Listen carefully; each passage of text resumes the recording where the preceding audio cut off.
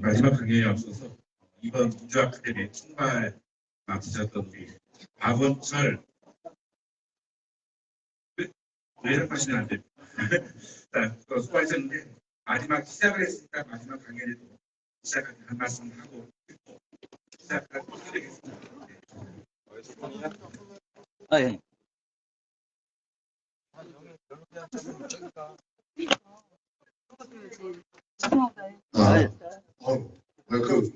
제가 의원할 때는 여기 의원님들도 많이 나오고 계신데 목소리가 제일 좁은 의원으로 제가 있었습니다. 어제 강현석 교수께서 와서 강연을 하셨는데 정말 아주 열광하시는 모습, 또 우리 수강하시는 모습 분들이 정말 숨도 안 쉬고 경청하는 모습을 보면서 야, 제 주의 미래가 좀 밝구나. 이번 15강을 진행하면서 그래도 우리 핵심 당원이라고 할 수 있는 분들이 수준이 조금은 업그레이드 되겠구나 하는 걸 느껴서 굉장히 느낌이 남달랐습니다. 오늘 15강을 끝으로 아마 우리 위원장님 자리하고 계십니다만 거의 우리 민주아카데미는 마지막으로 할 것 같아요. 그런데 그런 교육을 받으신 분들도 있고 오늘 처음 나오신 분들도 계신데 내일 어제 강현석 교수님 말씀처럼 우리 민주당이 잘하면 제주는 우리가 책임진다. 그런 마음가짐으로 어디에서 생활을 하든 긍지와 자긍심과 자부심을 가졌으면 좋겠습니다. 그동안 너무너무 고생 많으셨고요. 앞으로도 우리 위원장님과 인원을 해서 특감 자리라도 자주 마련할 수 있도록 같이 고민해 보도록 하겠습니다. 그동안 너무 협조해 주셔서 감사드리고 고맙습니다. 고맙습니다. 네, 수고하셨습니다. 그 사전에 안내해 드렸는데 변경사항이 있어서 안내를 하고 시작을 하도록 하겠습니다. 오늘 박수영석 대변인 강의가 있었는데 그 사정으로 인해서 우리가 먼저 말씀드리고 애초에 계획되었던 아직 독주리 머리 같은 강의를 시작하도록 하겠습니다. 이쪽에서 사각지대라. 강의를 시작하겠습니다. 큰 박수로 시작하도록 하겠습니다. 강의를 시작하겠습니다.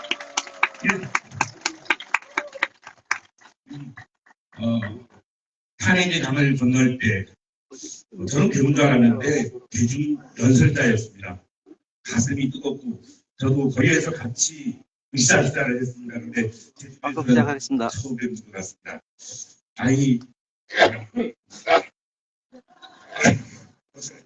여러분 큰 박수로 한번 보내주시죠.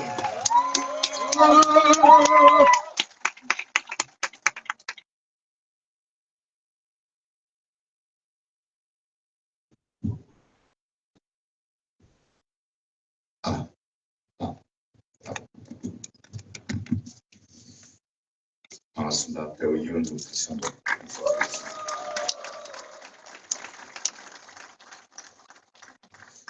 강 대표님도 오신다. 근데 이렇게 살펴보니까 강 대표가 금산 출신이세요. 충남. 예전엔 전라북도였는데 충남이 뺏어왔죠. 박수현 의원이 뉴욕 공주 출신 기업이십니다. 이번에 계시는데 어렵죠. 뉴욕 공주가 뉴욕가 JP의 동네예요. 그래서 용필 씨의 동네였습니다. 그래서 예전에 중대 선거구가 2명씩 뽑을 때가 있어요. 그럴 때 투표 수가 13만 명이었는데 김종필 씨가 11만 표, 2등이 5천 표로 결론됐던 동네입니다. 왜 잘하냐고요? 제가 거기 출신입니다.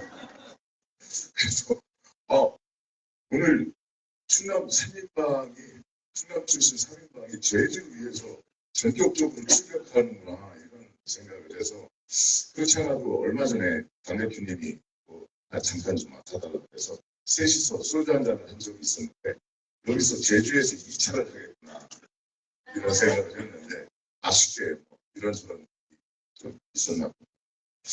하여튼 저는 제주와 또 많은 관련이 있죠. 아시죠? 제가 제주 출신은 아닌데 홍보대사를 하고 있습니다. 제주도 홍보대사. 박수.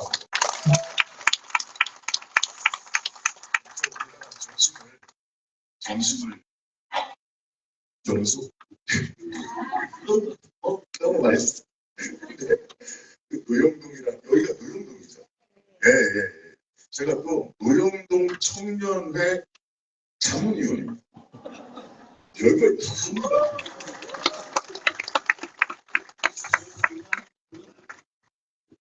예. 그래서 우리 위장님은 자주 뵙습니다. 여기 올 때마다 자주 뵙고 너무 열심히 하시고 여러 가지 감사하게 생각합니다. 그래서 제주도가 낯설거나 꼭 우리 땅이니까 낯설거나 아니면 섬의 어떤 특색이나 그런 것들을 저는 느낄 겨를 없이 그냥 저는 여기 오면은 제주도 사람인 것 같습니다. 그리고 제주도만의 그 독특한 느낌들이 있어요. 제가 요 앞에 있는 그 시장, 우리시장이죠. 우리시장 가서 상인연합회 회장님하고 방송을 나누고 여기를 어떻게 하면 잘 살릴 수 있을까 아이디어도 많이 드리고 그랬습니다.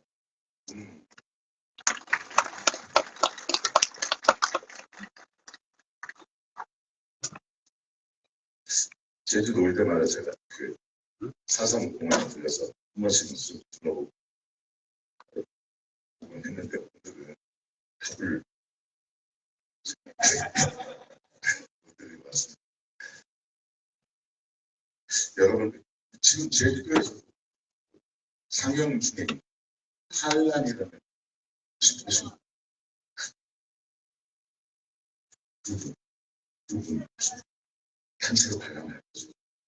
제가 시각 장애인들을 위해서 제가 봉사를 하는데 왜냐하면 시각 장애인도 영화를 영화하면 시각 예술인데 시각 장애인들을 못 볼 것 같죠. 근데 다 볼 수 있죠. 그래서 우리가 눈으로 보는 그 모든 것을 설명을 해요. 한라산 중에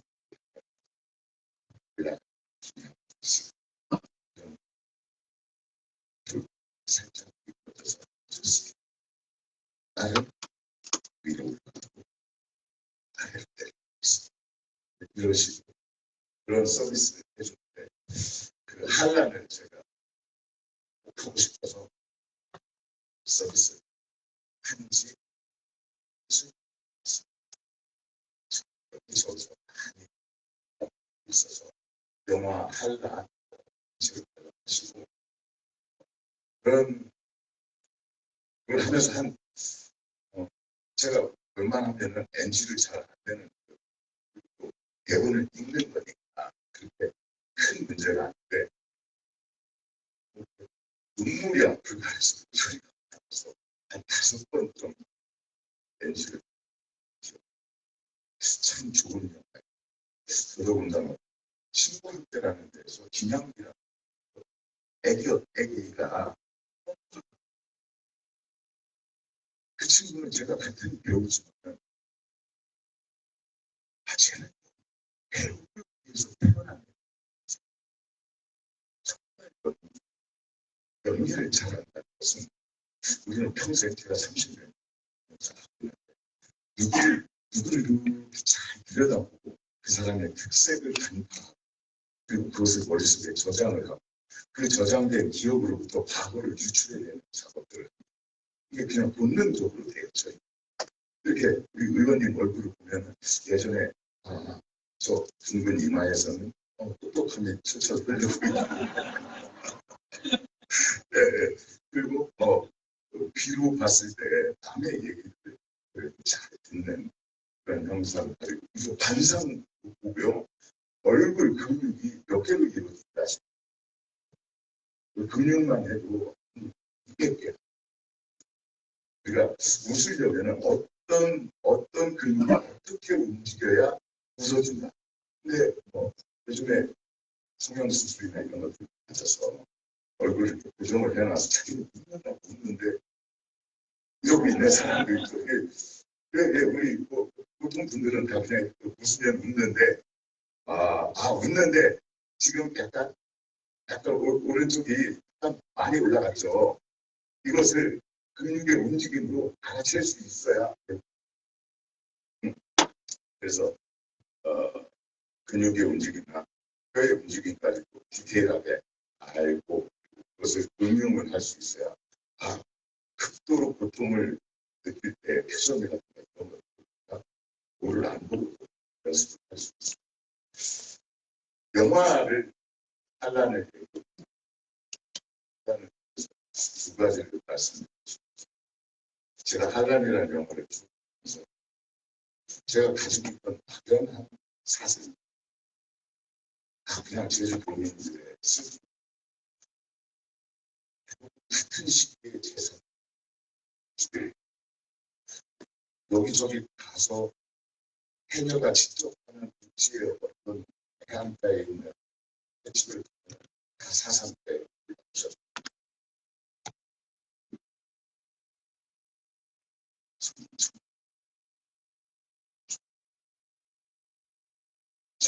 이런 것들로 정치했습니다. 그런데 제주도에는 이야기들이 한 18,000여 개의 신화가 대단하죠. 섬이 제주도에만 어마어마한 섬들 그 섬마다 다 그걸 만들어낸 바람신들 그 신들이 다 할망이죠. 그런 네, 그런 분들이 다 모여가지고 엄청난 얘기들을 간직하고 있는 것 같아요. 그래서 이제는 사상을 조금 더 우리가 들춰내요. 우리가 자꾸 얘기해야 사람들이 그냥 아픔으로만 가지고 있습니다. 칼럼을 통해서 다시 한번 했어요. 기억을 해야 돼. 사람들이 알아야 돼. 알아야 기억을 하고 기억을 하는 것들만 그 자들이 변화를 시킬 수 있어요. 이제 사상을 우리가 과거에만 묻어놓지 말고 미래를 여는 제주의 미래를 여는 어떤 장으로 극복하고 다시 또 재생산을 해야 되겠다는 생각을 한란을 통해서 했습니다.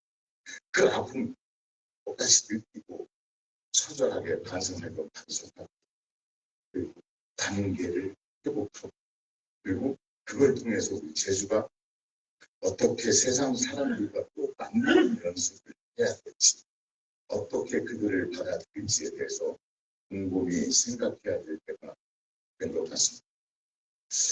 제가 가끔 그런 얘기 하는데 우리는 어차피 이순신 장군을 키웠고 대왕 세종을 키웠고 김구선생 그리고 수많은 국립투쟁을 했던 많은 기업 요도 기업 요즘 사상 사회 지상 예라 그래서 그 기억을 통해서 이제 바꾸는 작 해야 되겠죠. 충분히 받아들이고 그것을 다시 놓고 우리가 가볍게 얘기할 때 미래를 향할 수 있다고 생각합니다. 한란이라는 영화를 보면서 같이 슬퍼도 하지만 이제 우리가 이거를 전 세계 사람들한테 공개해서 우리 제주도의 아픔이 앞으로 어떻게 제주도의 미래를 위해서 쓰임새가 될지 80년 광주가 12.3의 한민국을 구했듯이 이제 사상이 제주를 구할 때가 오지 않을까 생각을 해봤습니다. 아까 오면서 지인한테 이런 얘기를 들어봤었어요. 제주 도민들은 1, 2, 3 내란 사태에 대해서 현실감이 없지 않나. 조금은 60%의 이야기 이런 걸로 받아들이지만 물론 친인척들이 그리고 형제 자매들이 다 서울에 있거든요. 뭐 제주도가 괜히 그런 얘기는 아니겠지만 왠지 조금은 거리가 있습니다. 생각하는데 그날 여의도에 갔던 저는 무척 겁먹고 국회의사당 앞으로 못 가고 저는 택시 타고 KBS 앞에 있었어요. 택시가 국회 앞으로 가라니까 안 간대. 그래서 KBS 제가 이제 얼굴이 알려져 있는 사람이니까 KBS에서 무슨 생방이 있나 보다. 그래서 저희 집에서 여의도 국회의사당을 가려면은 서강대교를 넘으면 되는데 일부러 마포대교로 도로를 이용했어요. 그랬더니 택시가 간다고. 그래서 KBS에서 국회의사당 앞대로 그 저편에서 거기를 건너가지고 가고 저는 분명 천수지가 언제 가요? 천수지가 관심. 이에 대한 생각 그리고 여의도 전체가 군인들에 의해서 점령당하고 포위되어 있는 건 아닐까. 그리고 헬기스가 왔을 때 끝났구나 라는 생각을 하고 집에 전화도 하고 혹시 그냥 웃으면서 혹시 내가 오늘 저녁 못 갈지도 모르겠는데 전화도 후에다가 애들한테 제가 딸만 둘이 애들한테 이렇게 했으면 좋겠다라는 것을 카톡으로 남기고 그리고 나서 조금 있으니까 해제가 될까? 저는 솔직히 국회에서 배우고 해제할 수 있다고 불렀었어요.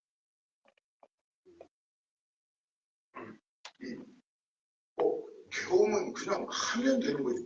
계엄 자체가 불법인데 그 당시에 계엄의 요건을 안 갖췄으니까 그거 자체가 불법인데 불법을 저지른 자가 합법적인 해제를 받아들인다고 뭔가 안 맞잖아요. 내가 누군가를 골목에서 위압적으로 때리는데 때리는 것 자체가 잘못되어 있는데 저쪽에서 누군가가 뭐 이러해서 그것 때리는 것은 금지되어 있으니 또 몰랐지. 금지되어 있으니까 지금부터 때리면 안 돼 라고 했는데 그 상태에서 다 멈춰지는 이상하죠. 이게 가능한가? 나중에 법적으로 근거를 갖추는 것까지는 되는데 이게가 불법이야. 근데 우리는 그런 역사를 가지고 있거든요. 이미 성공한 쿠데타는 처벌하지 않는다. 그 성공한 쿠데타는 처벌하지 않는다라는 기본 개념을 가지고 있는 사법부의 사람들이 지금 영장을 기각하고 이러고 있는 겁니다. 그들이 낸 거거든요. 80년도에 전두환의 성공한 쿠데타, 권력을 장악한 쿠데타는 사법적으로 처리할 수 없다는 게 우리 사법부의 말이었습니다. 그리고 그것을 아직도 지키고 있는 거고 우리는 그것이 아니니 제대로 잡아보자라고 말하고 있는 겁니다. 지금 현재의 사법 사태는 이거라고 보시면 됩니다. 근데 성공한 쿠데타는 처벌하지 않는데 그럼 성공하지 않은 쿠데타 그리고 아무 일도 일어나지 않았어. 누구 다친 사람 있으면 나와봐.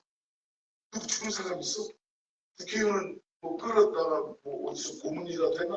아무것도 안 했잖아. 근데 뭘 처벌하겠다는 거야? 라고 강변하고 있어. 오늘 이 시간. 그래서 이것을 근데 정말 과연 이 자리에 그렇게 생각하시는 분 때리겠다고 칼까지 빼들고 총까지 들었는데 그 처벌하지 않는 나라의 운명을 책임지겠다라고 선서를 한 사람. 그 사람은 선서를 해 모든 그리고 정말 이러하겠노라. 그 선서를 한 사람이 그렇지 않았다.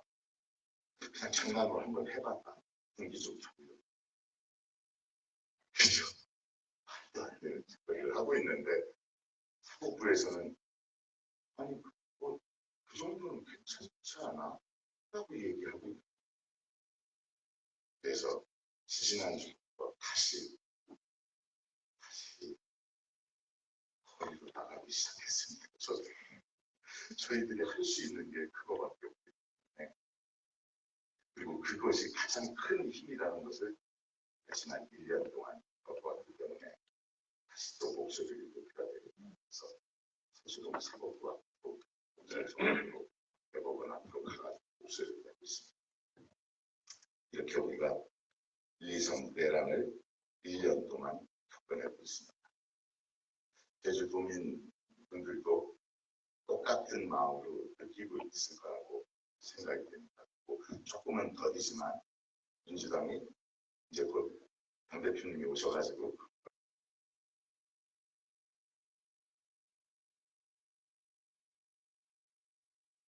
꽤나 열심히 잘하고 있습니다. 이미 정성호 법무부 장관은 제가 알기로는 이빨이 3개나 못 폈어요. 그냥 힘들어서 이 앞니 3개가 그냥 빠졌다고. 예전에 문 대통령도 이빨이 7개나 빠졌던 적이 있죠. 이렇게 다들 열심히 내라니까 싸우고 있습니다. 그런데 제주도에 오면서 그 전에 이제 늘 제주도에 오면 쉬고 뭔가 심신을 내려놓고 웃으면서 즐기다가 가는 걸로만 생각하다 4.3이라는 것을 알게 되고 그걸 받아들이고 나서 마음속에 상당한 부담, 그 요지를 꼭 하는데 실제 생활로 실천으로 옮긴다는 게 얼마나 힘들지 알고 있습니다. 어쩌다가 1, 2, 3대랑까지 영화를 아까 하란 얘기를 했었는데 영화는 종합 예술이라고 하죠. 제가 이렇게 배우의 길을 35년 정도를 걷다가 제가 알고 있는데 상식적으로 이게 옳은데 이 사람이 돼야 되는데 말도 안 되는 사람이 돼서 나라가 3년 동안 또 망가지는 것을 보고 이번엔 진짜 돼야 되는데 그래서 할 방법이 목소리를 쭉 내는 쪽으로 얘기를 하고 나서 인생이 잠깐 했죠. 잠깐. 그래서 여러분 앞에 마이크도 잡고 있는데 그래서 이렇게 조금 더 깊숙하게 이렇게 깊숙이 들어가서 보기도 하고 제가 멀리 떨어져서 민주당을 보기도 하고 정부를 보기도 하다 보니까 이 영화나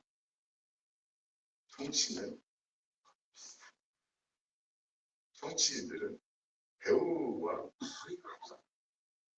하시는 양태나 행동들도 그렇고 정치인들이 가지고 있는 그것을 배우들은 거의 다 가지고 있어요.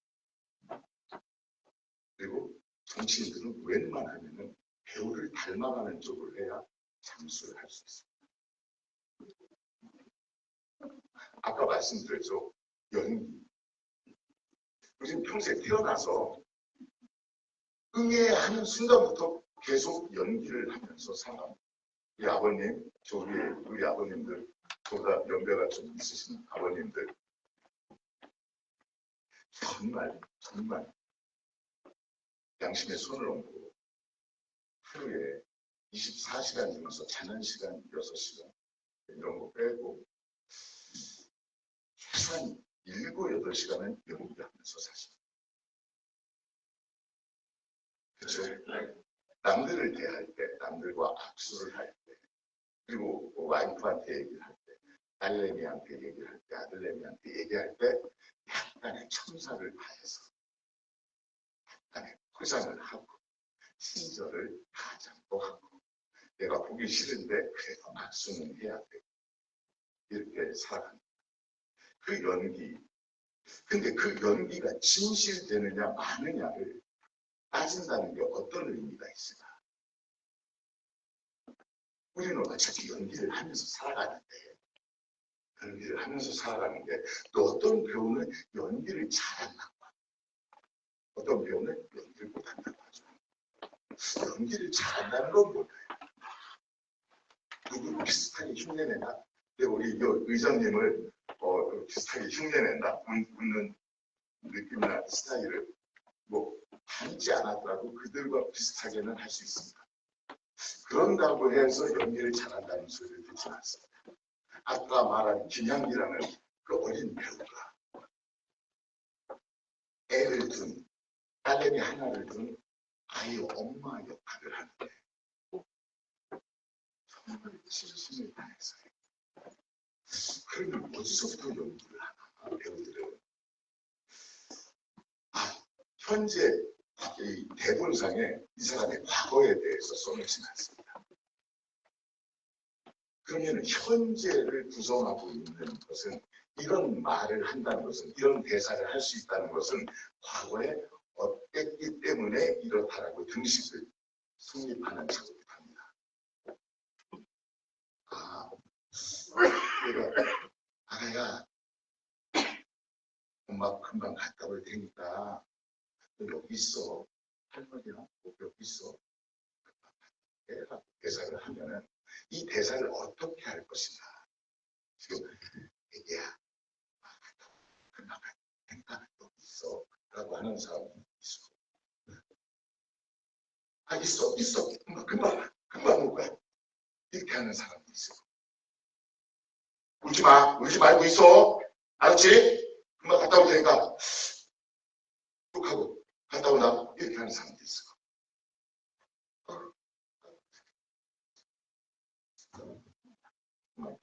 그래서 뭐 먹을 거라고 하나 가지고 같이 능 그렇지 우선 이렇게 가면서 수십 사람 그 여기에 계신 여자분들의 종류만큼 다 스타일. 그렇게 얘기를 하는 사람은 과거에 그런 사랑을 줬던 사람은 지금 죽어 있는 사람은 과거에 그런 사랑을 받았던 경험이 있는 거예요. 엄마한테 그런 교육을 받았고 그렇게 사랑을 받아봤어요. 그러니까 사랑을 받은 사람만이 사랑을 못 준다고 하잖아요. 애써 아무리 하려고 해도 나는 우리 아버지를 벗어나지 쉽지 않아요. 나는 우리 아버지만큼은 안 살아야지. 우리 엄마를 대하는 그 모습은 아니어야지. 우리 아버지가 호랑이 뛰고 우리 엄마가 토끼 뛴데 평생만 울다가 돌아가셨는데 나는 그러지 말아야지. 그런데 가끔 아치 하는 순간 울고 있다. 아치 하는 순간 울고 있어. 그러면 그렇게 합니다. 아, 이런 대사를 할 경우에 이렇고 또 이런 대사를 누구를 토벌대를 만났어. 토벌대를 만났는데 저 잘못 없어요. 저 진짜 저 살려주세요. 이렇게 말하는 사람. 왜요? 나 몰라요? 나 누구 아내잖아. 당신 누구지? 이렇게 대드는 사람도 있어. 그죠? 그러면은 작가가 이것을 썼을 때 이런 사람이니까 이런 종류의 말들을 쭉 연결시켜 놓겠죠. 그래서 캐릭터라는 게 생깁니다. 그리고 그 캐릭터에 맞게 진심을 다해서 그 사람이 돼서 내가 그 사람을 이렇게 데려오지 않고 내가 그쪽으로 가서 연기를 하는. 그래서 그렇게 적절하게 했을 때 우리는 연기 잘하는 거예요. 그럼 이 정치인은 어떻게 해야 연기 잘하는 정치인이 될까요? 의장님.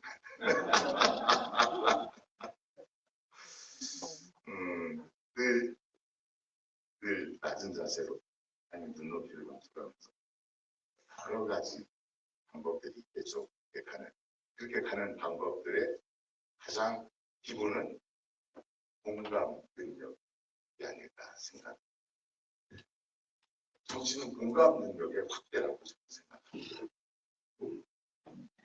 누군가가 아픈 곳이 있거나 잘못된 곳이 있거나 그러면은 내가 그 아픔을 최대한 같이 느끼면서 그와 함께 눈높이를 맞춰서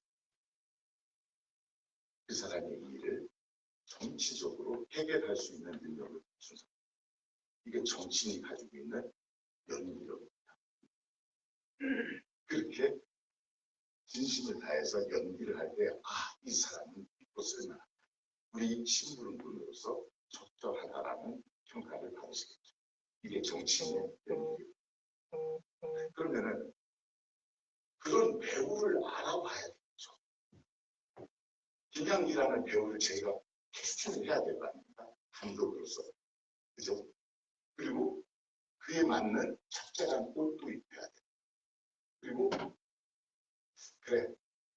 제주에 어느 오름쯤에 이런 길이 있는데 여기에서 찍었으면 좋겠다. 그리고 조명은 어떻게 했으면 좋겠다. 자연관이 어떻게 잎사귀 사이로 스며드는 그런 태양빛을 어떻게 표현하면 좋을까를 다 갖춰서 미리 가보고 그렇게 해서 종합예술로 만들어냅니다. 정치도 똑같죠. 똑같습니다. 그런 공감 능력을 가지고 가서 어르신들 아이고 어르신 안녕하세요. 네, 어떻게 지내셨어요? 아, 네. 이게 아니고 어르신 잘 지내셨어요? 그래? 요즘에 뭐 그런 하시고 이렇게 늘 올려다보면서 할 수 있는 정치인들이 민주당의 자산이라고 저는 생각합니다. 그 아까 충남 얘기를 잠깐만 했습니다. 충남 부여에 해방 이후 민주정부가 들어선 이후 민주정부가 아니고 정권이 수립된 이후 정부가 수립된 이후 70년 만에 처음으로 민주당 분수가 생겼어요. 그 군수를 만드는데 손을 잡고 열심히 뛰어다녔습니다. 박정현 군수입니다. 부여 군수. JP의 동네에서 민주당 군수가 처음으로 탄생했습니다.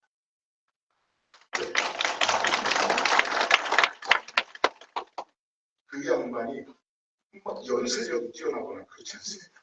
혀도 약간 짧아요. 혀도 약간 짧아요. 키가 이 정도 돼요. 제가 이 정도 돼요. 그래서 아주 좋아요. 조건적으로 예수기고 이렇게 하는 데는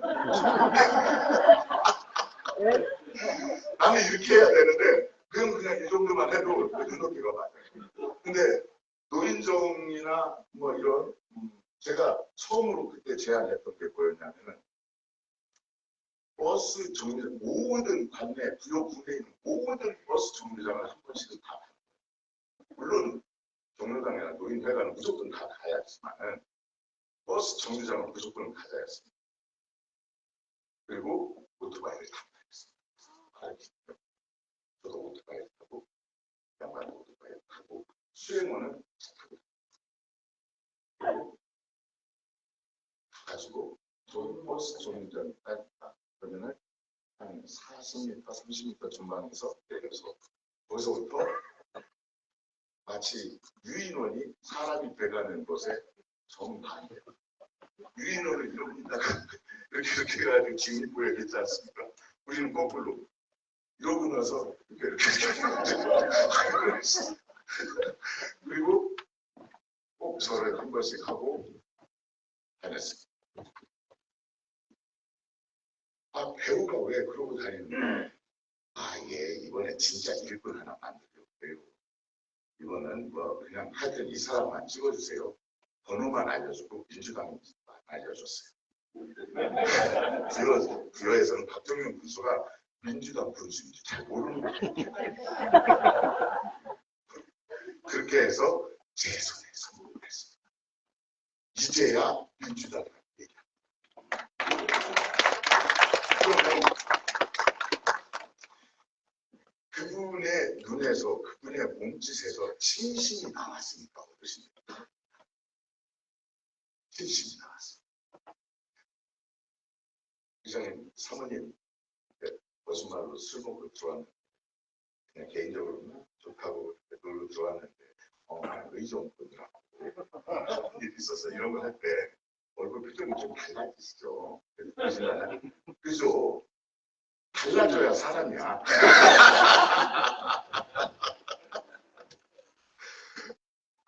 저도 연기를 하는 사람이지만 연기를 하는 것으로 밥을 먹고 살지만 집에 가서 와이프한테 거짓말 할 때는 정말 연기가. 제가 드릴 말씀은 어차피 하는 연기, 평생 해야 되는 연기, 공감 능력을 발휘해서 우리 주민들과 눈높이를 같이 하자. 그렇게 실천해 가는 것이 우리 민주당 의원님들이 반드시 해줘야 되고 그런 사람을 우리 일꾼으로 뽑아야 된다라고 생각이 듭니다. 제가 민주당원이 된 지 꽤 됐습니다. 그때는 1,000원씩 내다가 또 양심에 좀 더 잘했으면 좋겠다. 그래서 2,000원을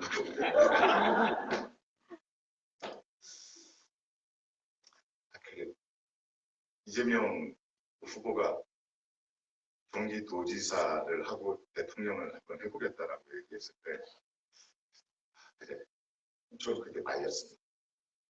그렇지만 그 자리는 공학 것이 아닌 지금처럼 하시면 안 된다 라고 하면서 말리면서 대신 내가 민주당을 위해서 돈을 5만 원으로 그때 5만 원을 올려 저는 정말 민주당이 저를 위해서 돈을 준 적은 한 번도 없었어요. 5만 원을 올렸어요. 제가 이재명이라는 분을 처음 만났을 때가 성남에서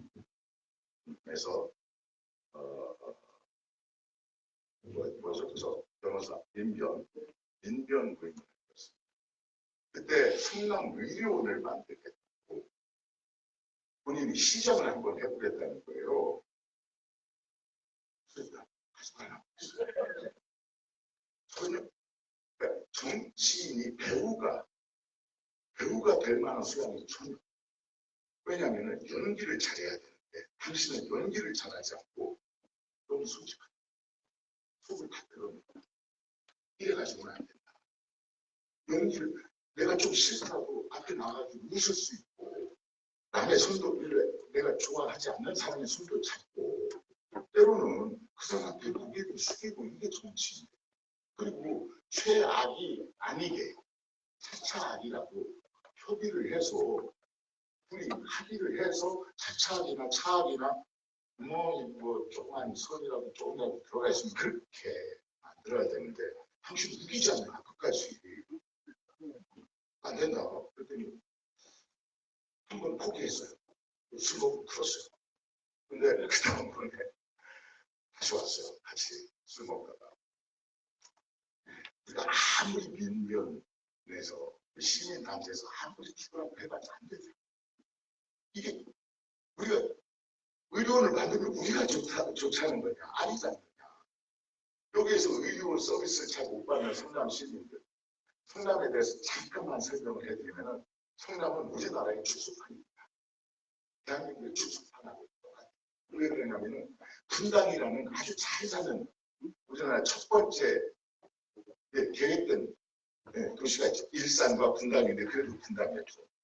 그런 데가 있는데 성남의 또 한쪽 끝에는 88년도 우리가 올림픽을 할 때 공항에서부터 잠시 체육관까지 가는데 마포나 이런 데 강변에 탐자집들이 얼마나 많았어요. 그때. 그 사람들 다 쓸어 모아가지고 성남으로 이주시켰습니다. 그렇게 해서 생성된 도시가 그곳에서 안동에서 이재명 후보가 이사를 온 거예요. 그러니까 가장 밑바닥, 성남의 밑바닥, 빈민들, 지붕도 없고 이런 데도 많았고 텐트 같은 우리 염소나 소고기처럼 만들어 놓고 사는 그런 집들이 대다수였어요. 그런 데가 동시에 있었어요. 그러니 분당은 지금도 독립을 시켜달라고 합니다. 성남시 말고 분당시로 우리를 만들어달라. 왜? 우리가 세금의 대부분을 우리가 내는데 우리 세금 왜 제재들을 위해서 쓰여야 되느냐. 그래서 그런 주장 당연히 할 수 있죠. 당연히 할 수 있습니다.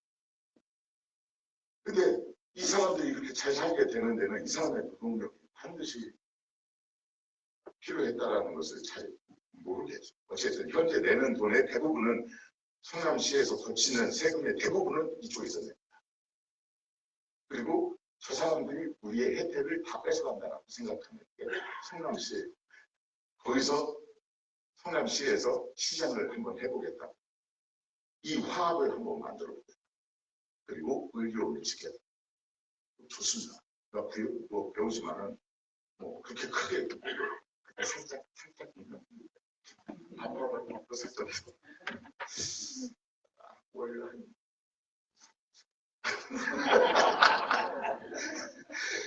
열심히 도왔어요. 그래서 뭐 개고기로 유명한 그 모란시장인데 내가 성남입니다. 그 개고기를 금지시키고 살짝 여기 있던 성남시장 쪽으로 살짝 틀어서 재배치를 하고 그거 하나만 가지고도 왜냐면은 여기서 계속 하시던 분이 계시길 이걸 자리를 안 옮기면은 절대 자기 그것을 포기하지 않아요. 그래서 아예 자리를 살짝 옮긴 거예요. 그렇게 해서 그 문제를 해결했고 그리고 의료원을 줘. 그리고 그 전 시장이 가지고 있었던 규제를 다 판단을 하고 그리고 우리가 그 유명한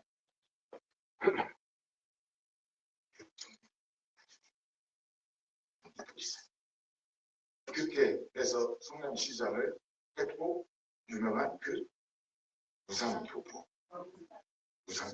그래서 시작을 했죠. 그렇게 시작을 해서 시장이 된 다음에 1년 동안 찾아가지고 있어요. 오지도 말라고 했어요. 그래서 2년 끊고 사는 것처럼 살았어요.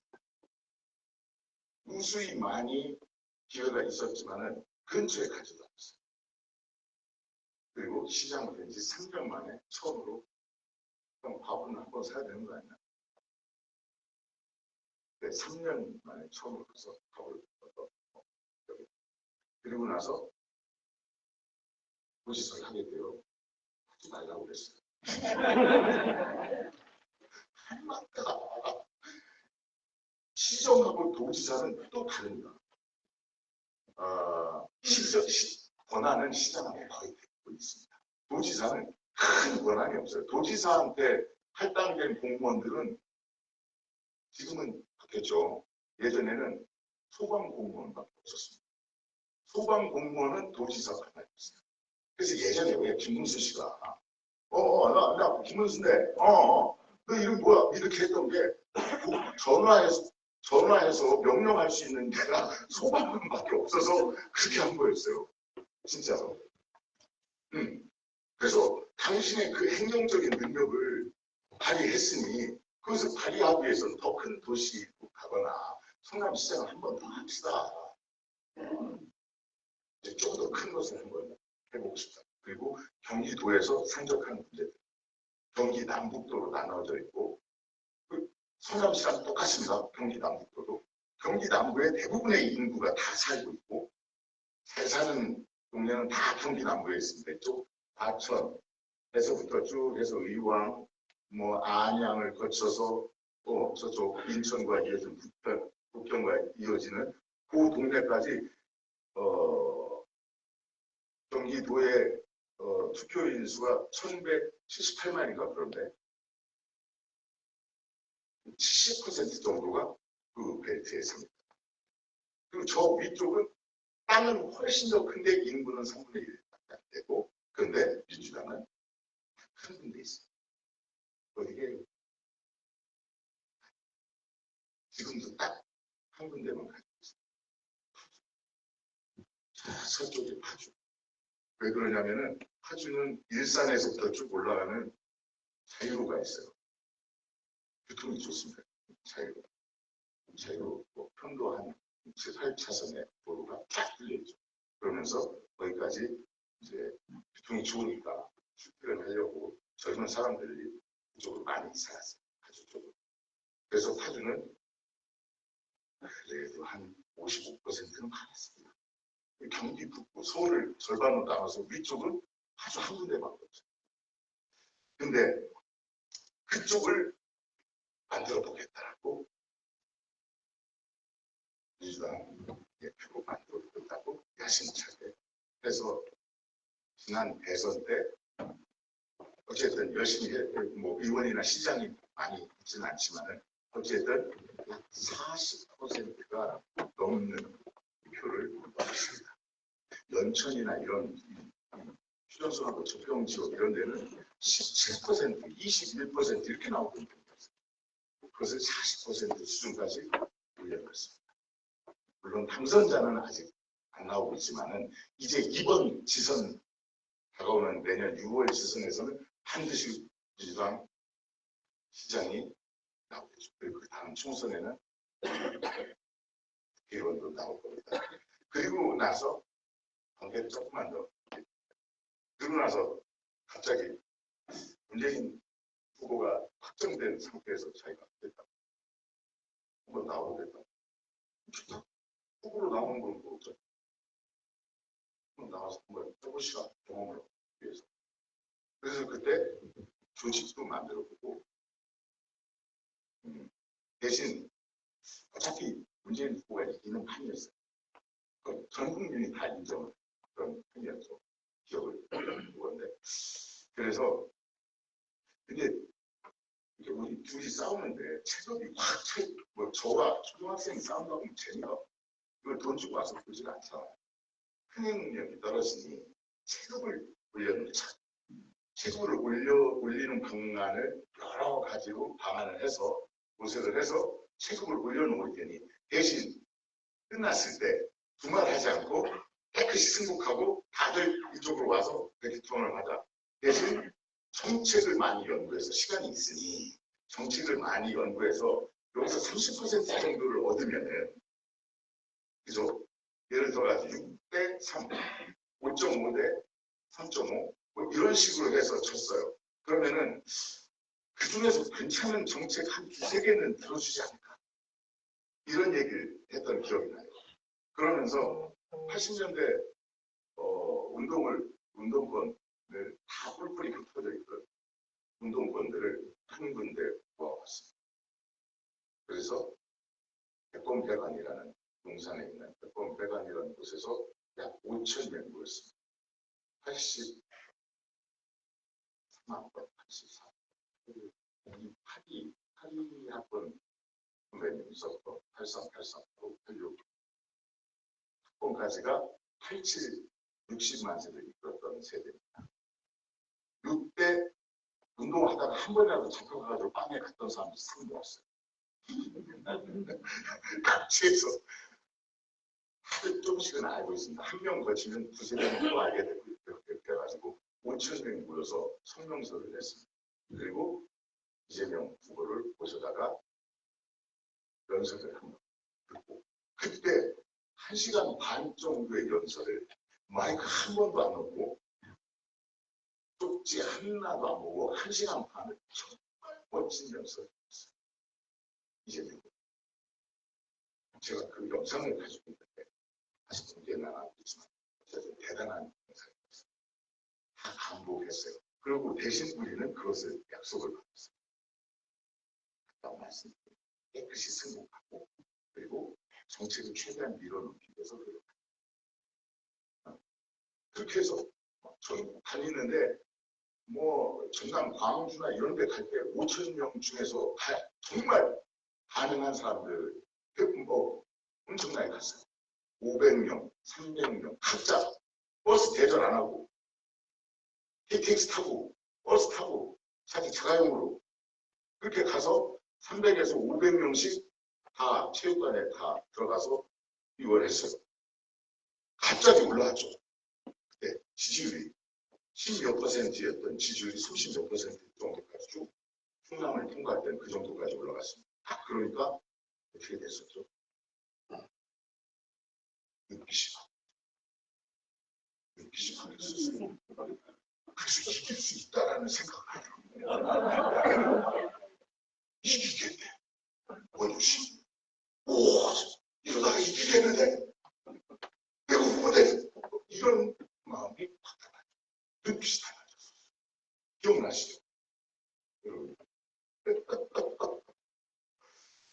그게 다 우리 뭐 이런 것은 아니지만 어쨌든 체육관에서 제주도 체육관에 한 명을 열성적으로 응원하는 500명, 300명 정도가 확 들어가면 분위기 확 바뀝니다. 진짜. 네. 그렇게 해서 그때 처음으로 역사에 인트로. 그 자리는 당신 자리가 아니다. 우리 약속했잖아요. 왜 그러시냐고. 못 이긴다. 그리고 이겨서는 안 되는 거야. 이겨서는 안 된다라는 어폐에 있는 말을 나도 모르게 내뱉었고 실질적으로 이기지는 못해요. 죽으라고 올라가 봤자 요것만 조금 좁힐 뿐이지 절대 못 이기는 관계겠어요. 근데 눈빛이 들어왔죠. 그래서 선전합시다. 그래서 우리 근데 일단 사람들이 그 다음 장소부터 싹 뺐습니다.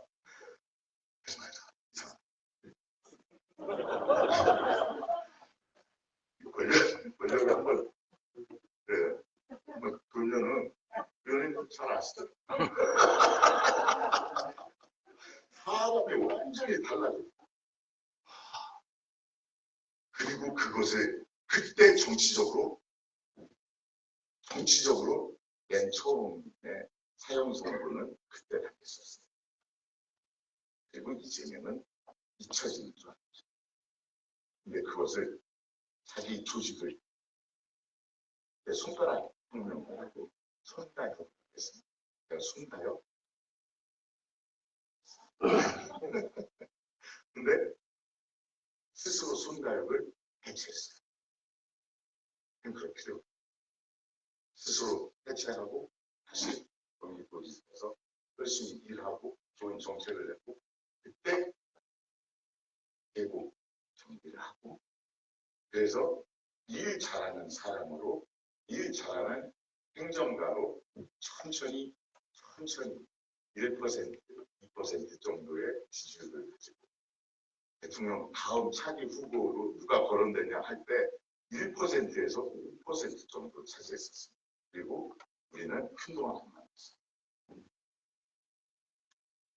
내가 처음에 말했죠. 당신 정치하면 안 된다고. 내가 그때 성남 시장이 나간다고 할 때 하지 말라고 했잖아. 정말 이렇게 사태질 하면서. 근데 우리가 사람 없는 적이 있어요. 그리고 나서 다음 천천히 자신의 능력 그것을 증명해 보이면서 국민들의 지지를 시작했죠. 그리고 나서 본인이 와서 다시 무릎 꿇고 같이 합시다. 당신 나를 도와준 당신 이제 나는 얼마든지 얘기할 수 있다.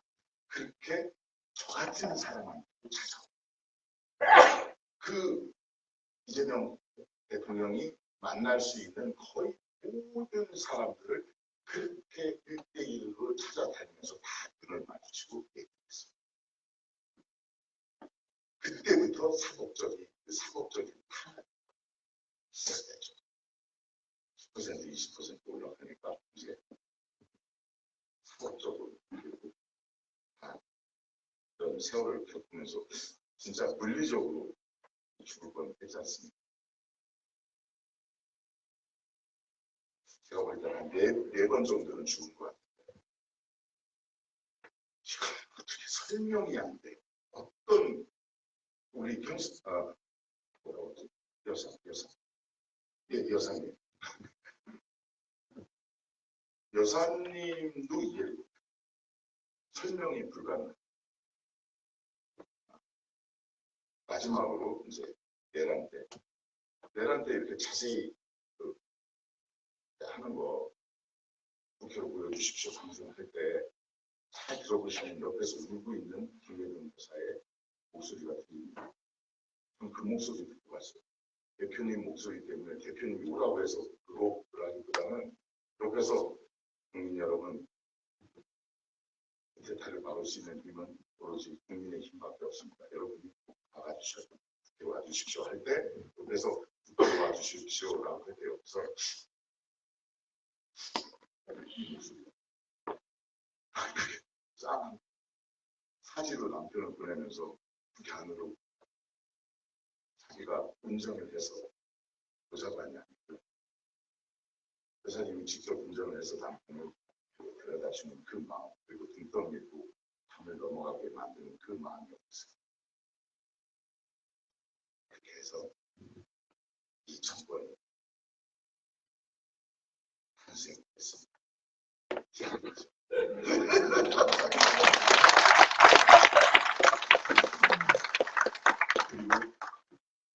그리고 나서 누가 원종이가 뭐 최소 장관 된다고 막 이런 소문도 나고 그랬었다며 될 줄 알았어요.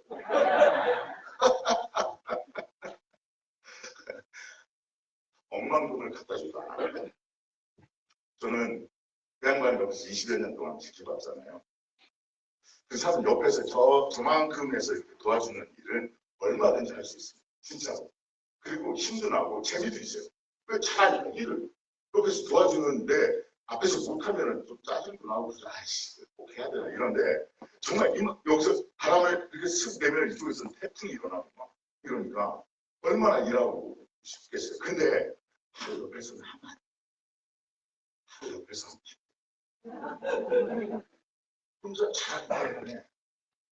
어떻게 쉬워. 자기가 새벽 아침 6시부터 새벽 2시 막 이럴 때 장관들한테 톡을 새벽 2시에 날리고 이거 확인해 보세요. 확인했는지 안 했는지 일자가 뜨는지 안 뜨는지 없어지는지 다 확인하고 있는데 그리고 다음날 강요회의에서 그것도 전 국민이 다 바라보는 공개된 강요회에서 그거 체크하셨어요? 그거 안 하면 어떻게 됩니까? 거기에서 공개적으로 장관이 이런 사람이랑 곁에서 저는 일할 자신 없어요. 저도 이제 좀 교육 생활을 해서 조금 벌어놓은 그것과 앞으로도 계속해서 벌 거예요. 배우 생활하면서 그리고 뭐 평소에 이러고 있지만은 또 통장에 돈이 꽂히면 금방 빠집니다. 진짜요. 그 통장에 돈이 꽂혀야 돼. 그럼 한 달에 7, 8kg 금방 됩니다. 제가 나중에 여기 꼭 필요하신 분들 계세요. 건강에는 썩 안 좋습니다. 저랑 동네가 같은 정동이라는 무술 감독이 있어요. 저 때문에 이쪽에 뛰어 들어가지고 미안하긴 한데, 야, 너 뭐하냐? 나와. 그리고 와서 마이크 한 번만 쳐. 형님, 저 그런 거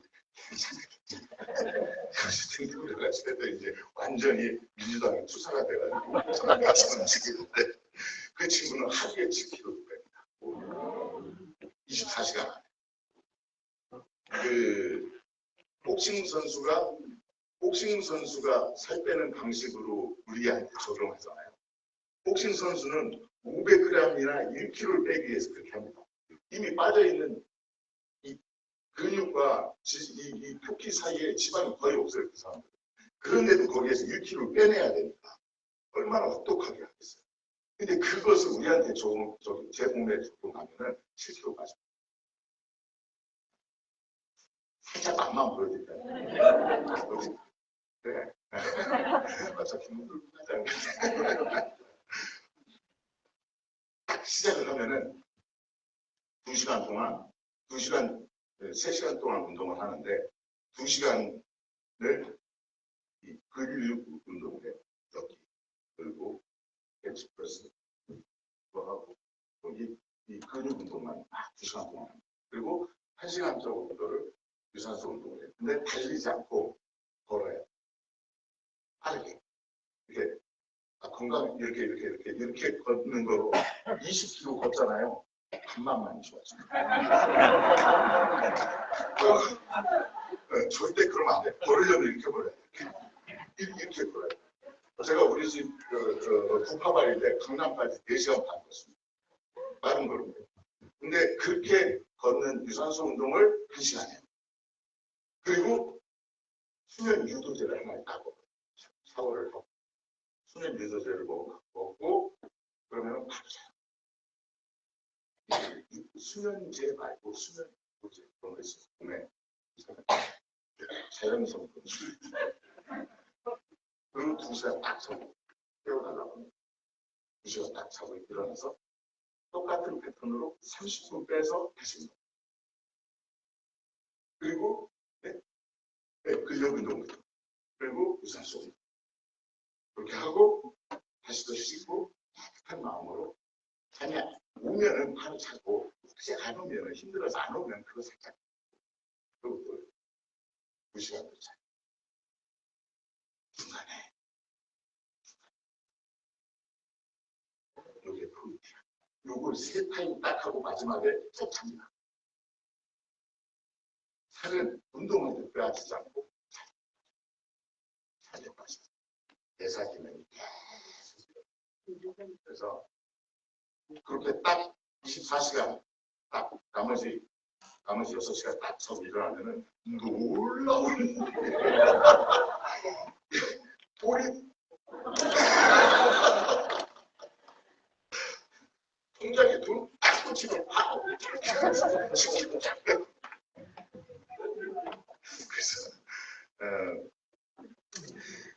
제가 그 민주당 의원이 돼서 그 돈을 지금은 현재는 대통령이 된 감사한 마음으로 10만 원씩 내요.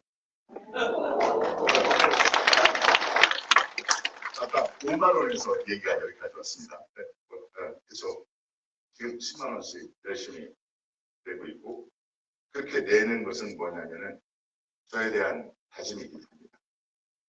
왜 그런 거 좀 돈을 드리고 다이어트 좀 돈도 드리고 돈 주고 가서 끊고 뭐 이래야지 집에다가 줄넘기 사다 놓은 적 한 번도 안 놓고 줄넘기 갖다 놓고 집에서 런닝머신 갖다 놓고 나중에 빨래 건조기로 바뀌고 돈을 조금 드려야 돼요. 그러면은 정성이 생기죠. 저도 10만 원 낸 만큼 민주당에서 뭔가를 뽑아내고 싶어서 10만 원을 내기 시작했습니다. 이 효과가 좀 더 있으면 좀 더 올려볼까도 생각합니다. 물론 드라마도 좀 하고 영화도 좀 이게 돼야 되는데 이런 데 와봤자 용돈밖에 안 주고 이거는 뭐냐면은 제가 10만 원씩 내기로 한 것은 아무리 곰곰이 따져서 맨 처음에 내가 민주당원이 돼서 1,000원씩 낼 때도 똑같은 마음이었는데 그것은 우리나라를 바꿀 수 있는 것은 민주당밖에 없다. 그 어떤 진보 정당이고 대한민국을 사람 좋죠. 그리고 훌륭하게 자라줬으면 좋겠어요. 용해인을 옆에서 지켜보고 얼마나 참 똑똑하고 네. 그 양반의 몫을 저는 한 4,500%를 갖고 있다고 생각합니다. 네. 지금보다 여러분들 잘 모르시겠지만 정말 열심히 근로자들을 위해서 뛰고 그리고 늘 촛불 행진이나 이런 거 할 때 맨 선두에서 이 분위기를 이끌어주고 있습니다. 그리고 좋은 법안도 많이 냅니다. 우리가 누구나 다 일을 하지 않습니까? 근로자의 권익을 위해서 열심히 합니다. 두 혁신당도 열심히 하고 똑똑하죠. 신장식 의원도 박근정 의원 계시고 또 국제 쪽에 아주 유명한 계시고 쪽 당대표도 그렇고 우리의 큰 손가락이기도 하죠. 우리 그 얘기는 또 나중에 해야 되겠지만 그런데 그런 진보 정당을 다 합쳐서 우리나라를 1도 못 움직입니다. 제가 판단한 것은 그렇습니다. 1%도 바꿀 수가 없어요. 거기에서는 어떻게 소문을 타고 갈지 모르겠지만 조국 당대표가 대한민국을 위해서 조금이라도 움직이고 싶으면 민주당원으로 들어와요. 저는 그렇게 생각합니다. 와가지고 그래, 열심히 경쟁하면 되죠. 대신 들어올 때 막 그냥 이렇게 들어오면 안 되죠. 그죠? 우리가 해놓은 게 있는데. 아니, 우리 갯돈을 지금까지 얼마를 내놨는데. 갯돈이 한 10억이 쌓여 있는데, 공짜로 들어와서 지금부터 나는 낼래. 이건 아니잖아요. 그죠? 그럼 그 정도는 내야 돼요. 예를 들어 10억 정도. 낼 생각을 하고 들어와야 되는 그런 생각을 합니다. 용해인도 그래요. 그러니까 열심히 했으니까 한 10억? 쏘고 치는 거죠. 네, 5억? 나는 5억까지 된다고 봐. 우리 민주당 세상이 되거든요. 예를 들어서. 그렇습니다.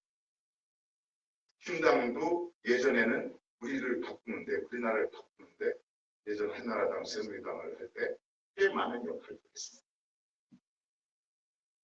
좋은 쪽으로 역할도 많이 했습니다. 이 정치사를 연구하시는 분들한테 얘기를 들어보면 양당 체계에서 그 당이 해놨던 것들도 상당히 있습니다. 우리가 어쨌든 합의제였고 그러기 때문에 충분히 그들의 능력도 있었어요. 근데 지금은 우리를 바꿀 수 있는 좋은 쪽으로 여기서 좋은 쪽으로 치면은 일도 없다고 생각합니다.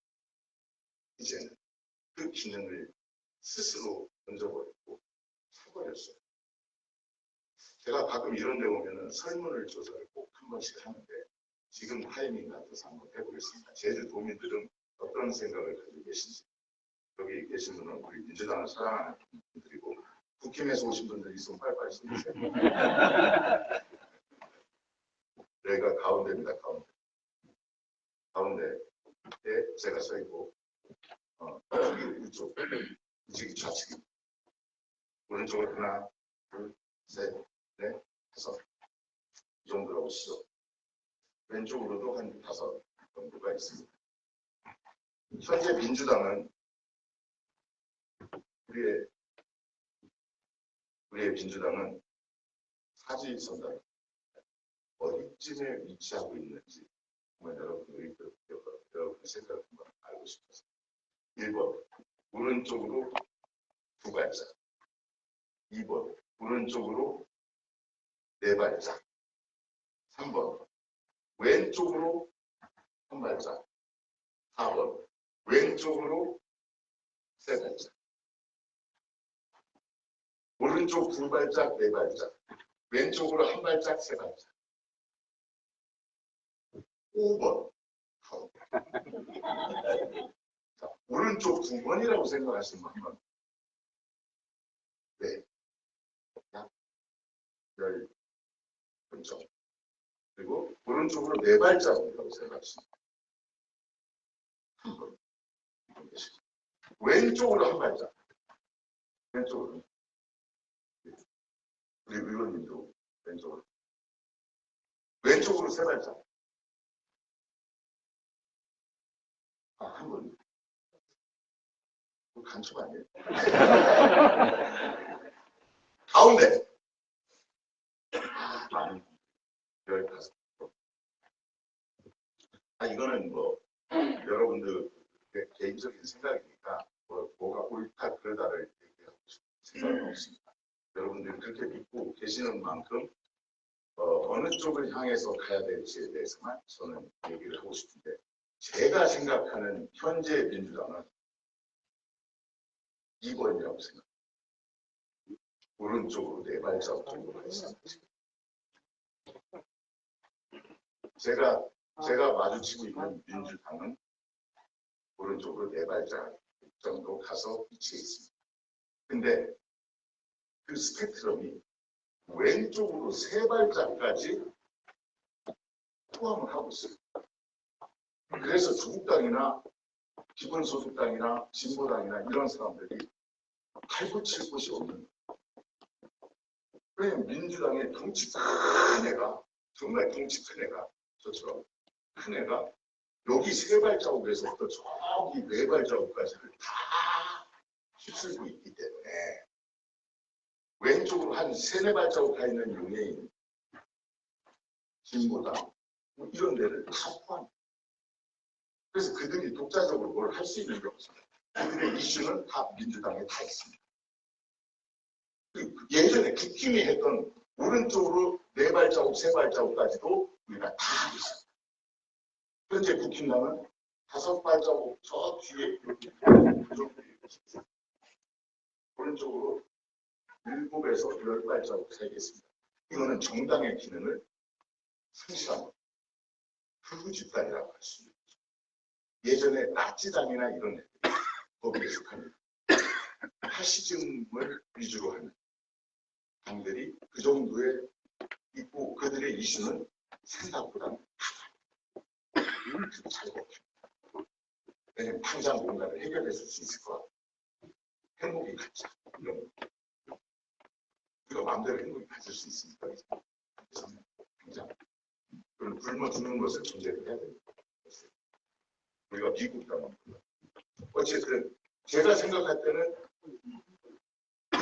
이재명 대통령은 어디쯤에 있을 것 같아요? 1번 2번 3번 이거 저 대통령한테 직접 말하려고 해요. 진짜 한번 해봅시다. 진짜 짚고 할 겁니다. 제가 오른쪽으로 2발자국 이재명 오른쪽으로 4발자국 네 분이나 계시네. 5분. 왼쪽으로 1발자국 왼쪽으로 3발자국 1번 오른쪽으로 2발자국 정도 있다. 제가 생각하는 이재명 대통령은 왼쪽으로 가 있습니다. 그러니까 민주당은 오른쪽으로 4발자국 가 있고 이재명 대통령은 왼쪽으로 1발 정도를 가 있다고 생각합니다. 제가 옳은 것은 아니고 그러니까 민주당이 오른쪽으로 왼쪽으로 몇 발자국에 가 있는지 대통령은 자기가 생각할 때 몇 발자국에 위치해 있는지를 생각했을 때 민주당원이 생각해야 될 어떤 사안을 어떻게 판단하는 게 좋을까를 여기서 판명이 납니다. 그죠? 조금만 똘똘하게 생각하다 보면은 교집합이라는 것들이 생기게 되고 그러면은 우리가 오른쪽으로 두 발자국 정도에서부터 왼쪽으로 한 발자국까지 정도의 법안들이나 정책들을 우리가 지지를 하면은 거의 100% 맞습니다. 근데 거기에서 벗어나는 것 정책들이 있어요. 이것을 어떻게 오케이나 노를 해? 예를 들어가지고 좀 이따가 강 대표님 모셔가지고 그런 말씀하실 텐데 우리 1인 1표제 얼마 전에 다들 그 누르셨죠? 1인 1표제가 맞다고 생각하십니다. 아니다. 현행 체제가 맞다. 두 분 다 없습니다. 어쨌든 1인 이제 대의원들한테 많은 표를 주게 되는 그 근본적인 건 다 아시죠? 말씀 안 드렸고 우리 표가 성격하게 적은 고생을 많이 하는 우리 인미의 지금 의원 같은 대구 경북이나 이런 데서 평생 바쳐가지고 민주당을 위해서 열심히 싸우고 정책을 뭐 발의하고 이렇게 하잖아요. 근데 그분들한테는 너무나 그쪽 동네에서 너무 적은 거야 사람이. 그러다 보니까 민주당 안에서 목소리도 그만큼 작아요. 표는 이 말은 표로 통합니다. 그러니까 그 사람들한테는 그 더 많은 만큼의 이것을 주자라는 게 현행 체제였어요. 근데 우리가 이제 뭐 전라도나 뭐 이런 지역 정당이 아니잖아요. 전국 정당이잖아요. 1인 1표제로 가는 게 맞습니다. 그쪽을 향해서 가야 돼요. 그럼 일반적으로 1인 1표제만 해서 좋으냐? 저는 딱히 그렇지는 않은 것 같아요. 열심히 토의를 해서 우리가 일단 1인 1표제를 만들었습니다. 이게 이제 민주적인 합의 절차에 의한 것이죠. 이 정도가 왼쪽으로 한 발자국을 생각합니다. 네. 왜냐하면 오른쪽으로 있던 것을 다시 왼쪽 한 발자국이나 가운데로 바꾸는 거죠. 당연히 그렇게 가야 됩니다. 그런데 그걸 선택을 할 때 우리가 이게 뭐가 오는 거야? 왜 그렇게 해야 되고 이건 장점이 뭐고 단점이 뭐야를 판단할 때 이 발자국 수를 한번 좀 생각해 보시면 이게 이 제도는 왼쪽으로 몇 발자국 정도에 속해 있는 거니까 를 생각해 보다 보면은 이쪽을 향해서 가면은 왼쪽 한 발자국 정도, 두 발자국 정도 요 안에서 이루어지는 정책들로 가는 곳에 우리가 표를 주면은 민주당이 제대로 쓰게 되고 그렇게 되면은 대한민국이 오른쪽으로 쳐져 있지 않고 가운데 이 언저리에서 대한민국의 여론이 형성될 거예요. 이게 우리 민주당원들이 반드시 해야 됩니다. 그렇게 하기 위해서는 발자국 수를 셀 수 있을 정도의 그런 이해 능력이나 이런 게 있어요. 그래서 체제입니다. 국힘당이나 20대 친구들이 많은 다른 이유들이 있겠지만 저렇게 태극기를 흔들고 이스라엘 이해 안 되잖아요. 성조기도 흔들고 중국을 왜 저렇게 싫어하고 민주당은 중국과 같이 이렇게 붙여놓는 이유가 뭘까? 이런 것들을 조금은 다른 분들에게 설명할 수 있으려면 체제에서 그래서 왜냐하면 여러분들도 아시다시피 우리가 1년 동안 민주주의라는 것을 한다는 것이 계속해서 유지를 시킨다는 것이 얼마나 힘들다는 것을 여기 계시는 어르신들은 지금 평생을 통틀어서 정말 절실하게 느꼈습니다.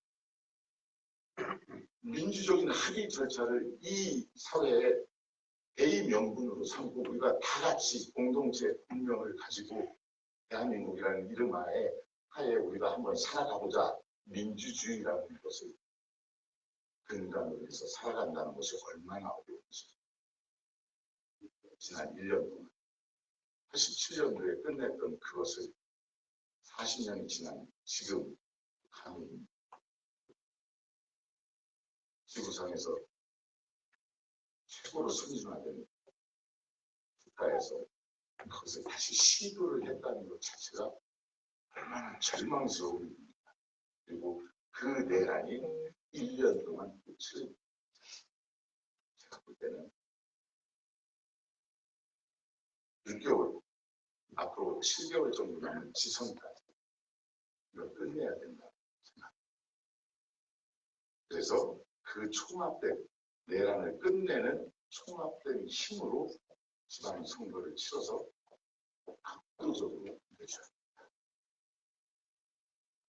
압도적으로 이기는 것까지는 좋은데 제주도의 얘기를 나중에 조금만 하고 끝내려고 하면 좀 길죠. 그래서 어쩌다 왔습니다. 앞으로 이런 기회가 없을지 모릅니다. 압도적으로 이기는 것은 당연한 건데, 근데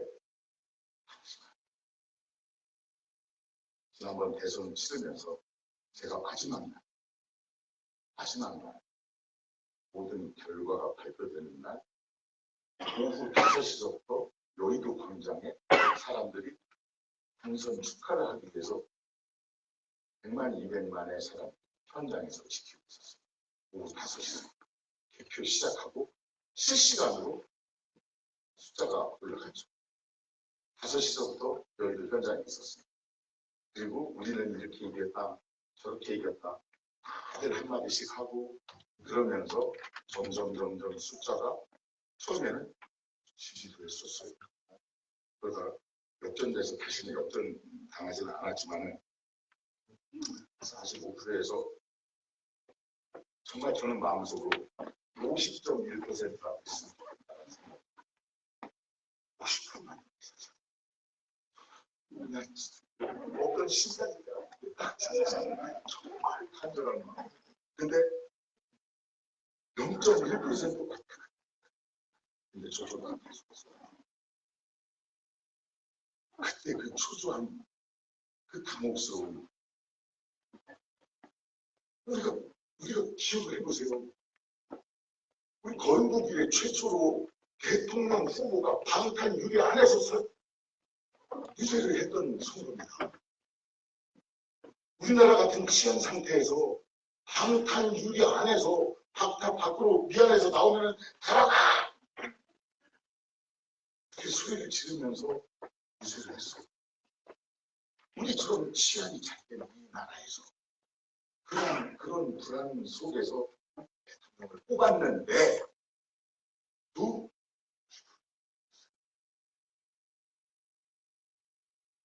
여기에 계신 분들은 누구나 다 이해를 잘 못해요. 어떻게 이럴 수가 있냐?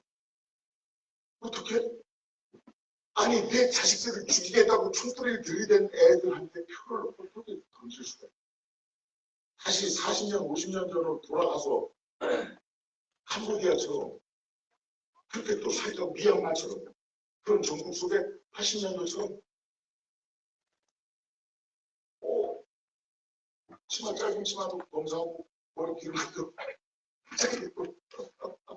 통행 금지시키고 또 그렇게 사람들 하고 근데 그게 좋다고 이게 이해가 됩니까? 아니 설마 그렇게까지 하겠어? 라고 생각하시는 분들이 사실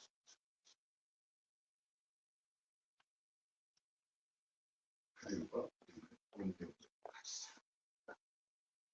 그들과 손을 잡고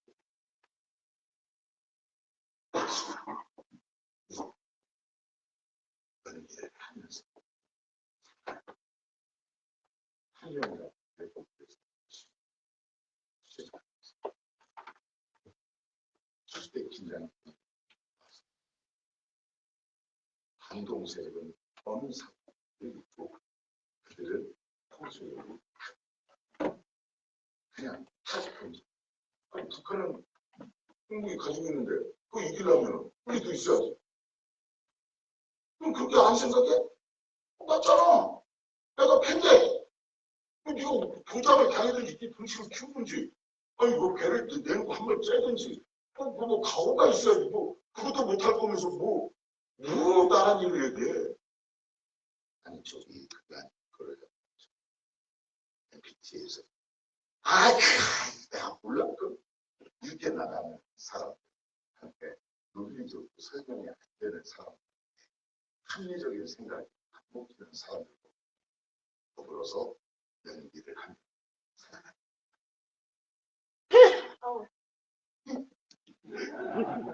이게 우리의 현실이고 이 현실을 직시하고 그리고 늘 긴장 속에서 지체되지 않도록 나 스스로를 열심히 공부시키면서 살아가는 민주당은 이 나라를 극복하는 천천히 극복하는 민주당원으로서의 의무가 있다고 생각이 들어서 이 시간 동안 여기저기 저쪽을 헤매고 돌아다니고 결국은 민주당만이 대한민국을 바꿀 수 있고 그 힘을 가지고 그 힘의 원천은 바로 우리 민주당원입니다. 그리고 민주당원인 여러분들은 절대 지체되지만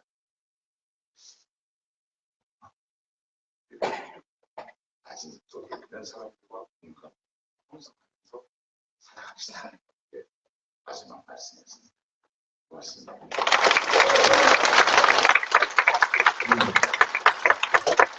멋있는 얼굴뿐 아니라 중저음의 목소리로 저희들의 큰 울림을 주셨습니다.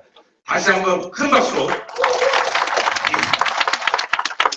흔들하시고 내려가도록 하겠습니다. 네, 수고하셨습니다. 다음 강연이 있는데 잠깐 한 5분 정도 잠깐 쉬고 강 대표님 모시고 강연이 있습니다. 예. 아니요, 이유가 있습니다. 네, 잠시 5분 정도만 쉬고 바로 시작하도록 하겠습니다.